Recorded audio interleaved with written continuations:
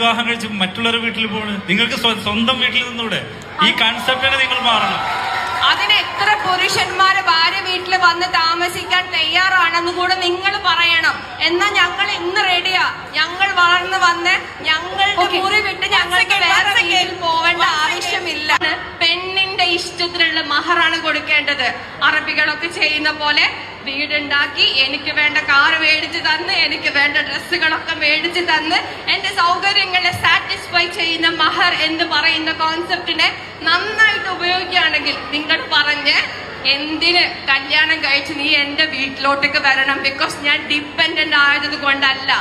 ആ മഹർ എന്നുള്ള കോൺസെപ്റ്റിനെ ഞങ്ങൾ ഇലാബറേറ്റ് ആയിട്ട് യൂസ് ചെയ്യാത്തത്. ഏതൊരു പരിപാടിന്റെ ചെറിയൊരു ഭാഗമായിട്ടാണ് കണ്ടത്. കമന്റ് ബോക്സ് വായിച്ചപ്പോൾ കണ്ണൂർക്കാർക്ക് നട്ടെല്ലില്ല, കണ്ണൂർക്കാർ അച്ചി വീട്ടിലാണ് കിടക്കുന്നു, അങ്ങനെ ഒരുപാട് കമന്റുകൾ കണ്ടു. മംഗലം കഴിഞ്ഞിട്ട് 2ാമത്തെ മാസം ഓന് ഗൾഫിലേക്ക് പോകും.